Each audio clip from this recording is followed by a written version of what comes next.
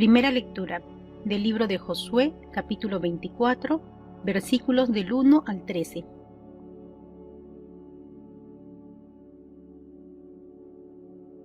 En aquellos días, Josué reunió pues en Siquem a todas las tribus de Israel. Convocó a los ancianos de Israel, a los jefes, a los jueces y a los escribas, y estos se presentaron ante Dios. Josué dijo entonces a todo el pueblo: Esto es lo que Yahvé, el Dios de Israel, les manda decir. Sus padres vivían más allá del río y servían a otros dioses. Acuérdense de Terah, padre de Abraham y padre de Nahor. Pero yo tomé a su padre Abraham más allá del río y le hice recorrer todo el territorio de Canaán. Multipliqué su raza y le di a Isaac. A Isaac le di a Jacob y Esaú. Le di el monte Seir a Esaú como propiedad, pero Jacob y sus hijos bajaron a Egipto. Luego envié a Moisés y a Aarón, y tuvieron lugar las plagas de Egipto, y todo lo que yo hice allí. Enseguida los hice salir. Cuando llegaron ustedes al mar y los egipcios persiguieron a sus padres con sus carros y sus jinetes hasta el mar de los juncos, clamaron a Yahvé, y Yahvé interpuso una niebla entre ustedes y los egipcios. Hizo retroceder el mar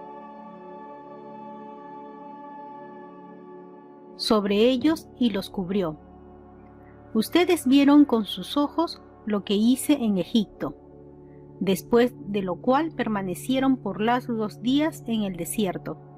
Después los hice entrar en el país de los amorreos, que viven al otro lado del Jordán. Pelearon con ustedes y yo los puse en sus manos. Conquistaron ustedes su país y los exterminé ante ustedes. Fue entonces cuando Balac, hijo de Zippor, rey de Moab, salió en son de guerra contra Israel, y mandó a buscar a Balaam, hijo de Beor, para que los maldijera, pero no quise escuchar a Balaam y tuvo que bendecirlos. Así fue como los libré de sus manos. Luego ustedes atravesaron el Jordán y llegaron a Jericó. Los jefes de Jericó, los amorreos, los fereceos, los cananeos, los hititas, los girgaseos, los jebeos y los jebuseos, los atacaron, pero los entregué en manos de ustedes. Expulsé delante de ustedes a los reyes amorreos, no por la espada o el arco, sino por medio de las avispas que mandé delante de ustedes. Les di una tierra donde no han trabajado, viñas y olivares que no plantaron, pero cuya fruta han comido. Es palabra de Dios. Salmo 135. Porque es eterna su misericordia.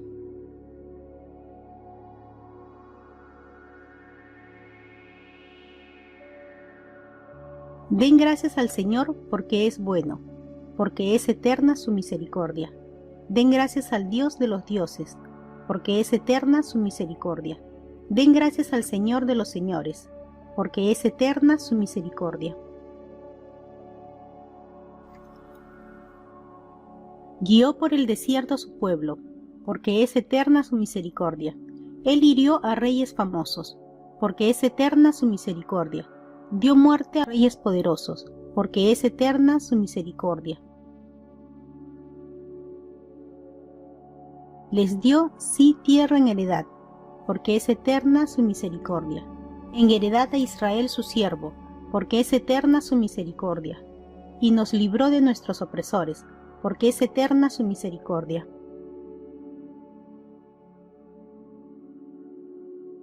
Lectura del Santo Evangelio según San Mateo, capítulo 19, versículos del 3 al 12.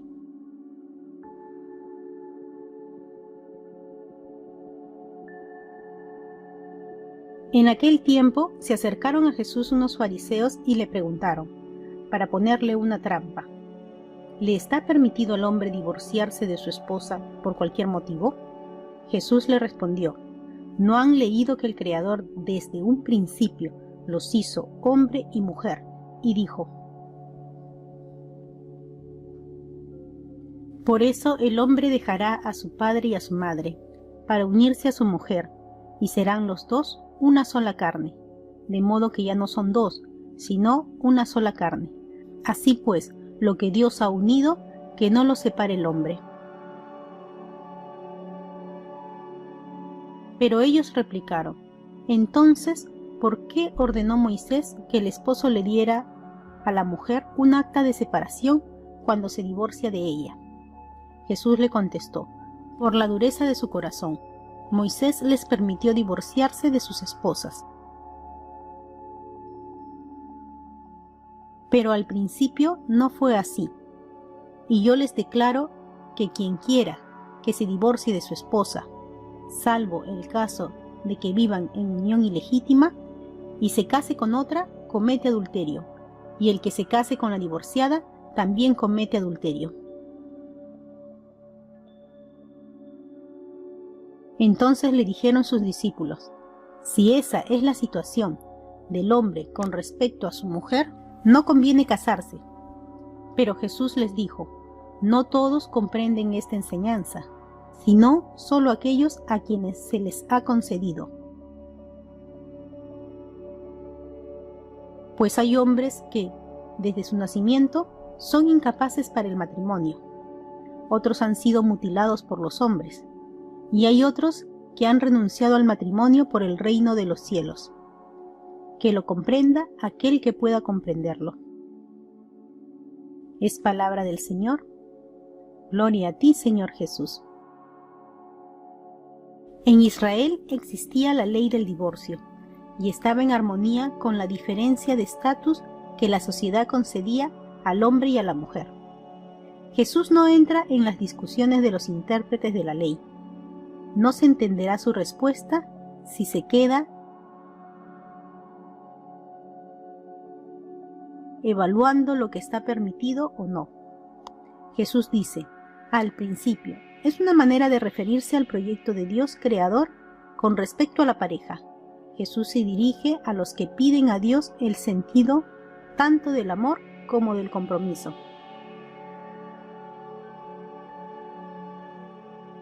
Ya no son dos. Esta recreación de los que se aman no se hace sin Dios, sino que más bien es como un fruto de la alianza que ya los unía a Dios. Se habían aceptado y era de por sí irrevocable. Sea cual fuere la práctica común del matrimonio o de la unión libre, no hay pueblo de Dios sin el matrimonio indisoluble.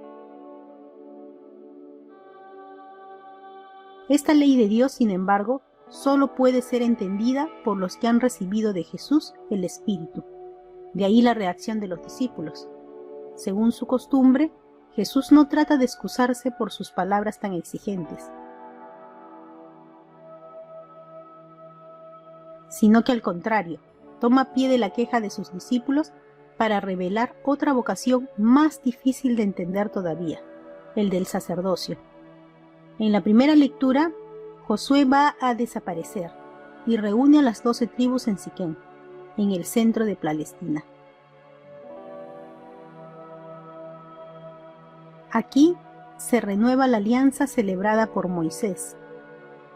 Esta profesión de fe de Siquén es la imagen y el anuncio de todas las profesiones de fe solemnes a que serán invitados los israelitas en tiempos posteriores.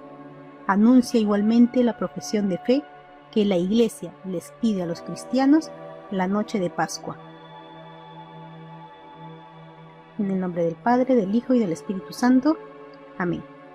Les dejo la frase del día.